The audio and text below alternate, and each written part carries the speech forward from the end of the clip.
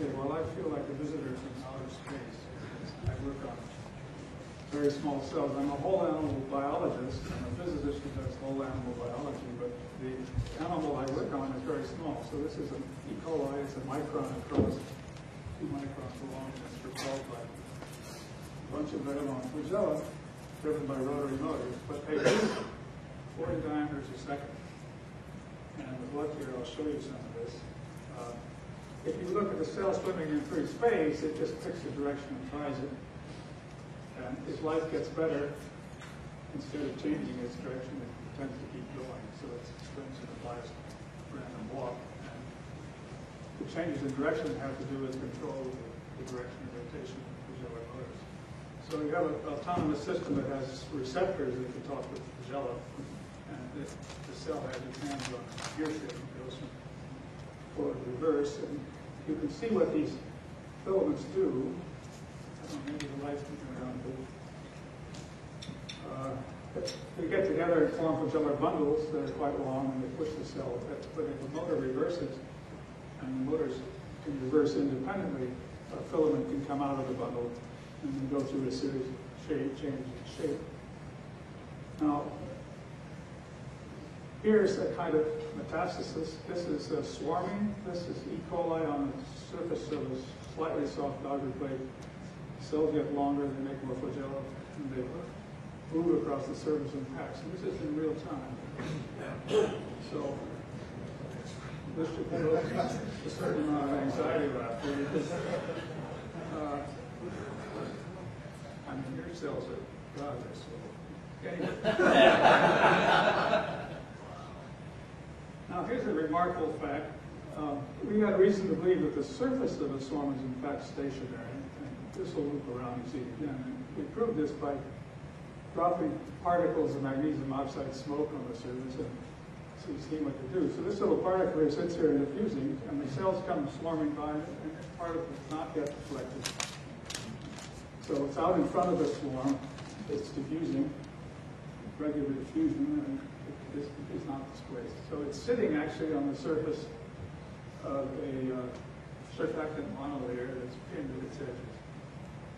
But this means that these cells can plate escape within 2 sheets of fixed material micron apart.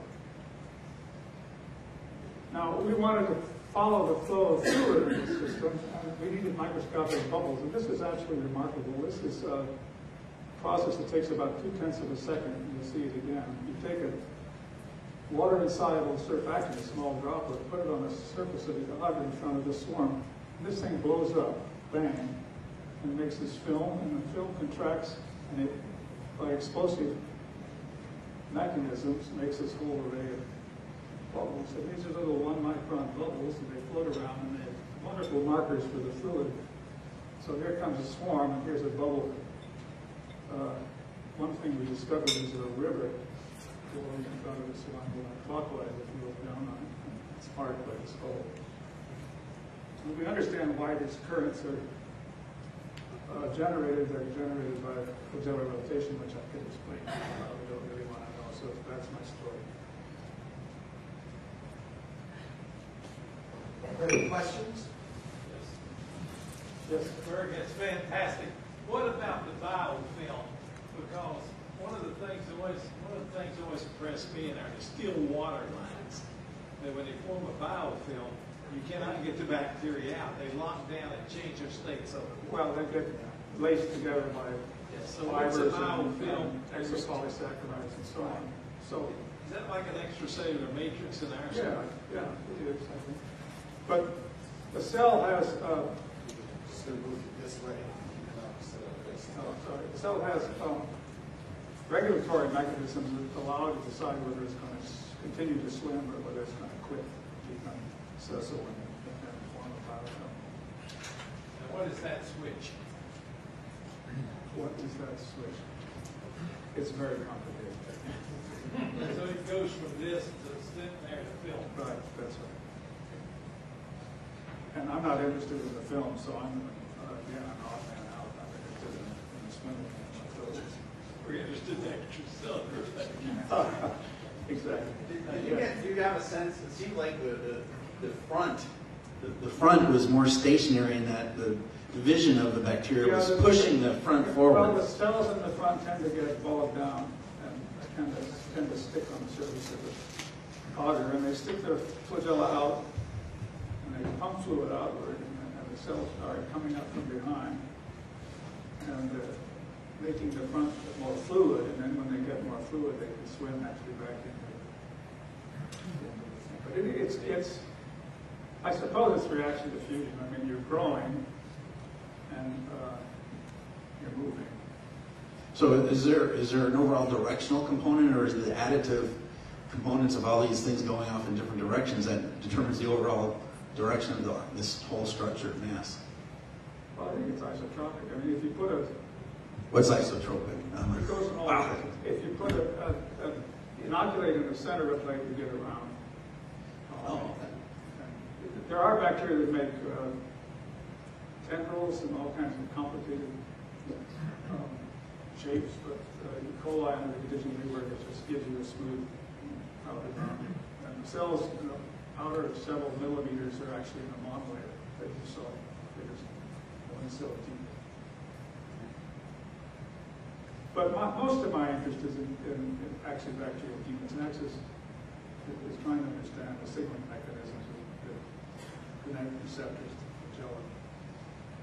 And the blackest spot in this whole box in this whole business is the flagellar motor, which is not understood very well yet.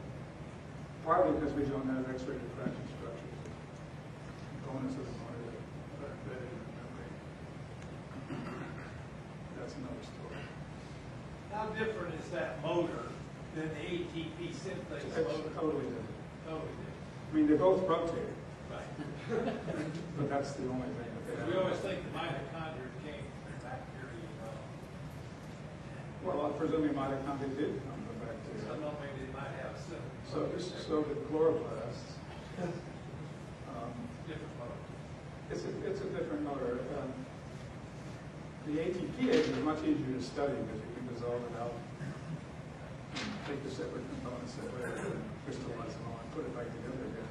The flagellar motor is embedded in the cell wall, and it's very hard to do it elegantly.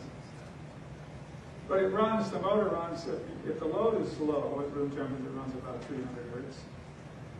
In driving a flagellar bundle, it runs about 100 hertz. And you can load it down so it barely creeps, but yeah, it's very much.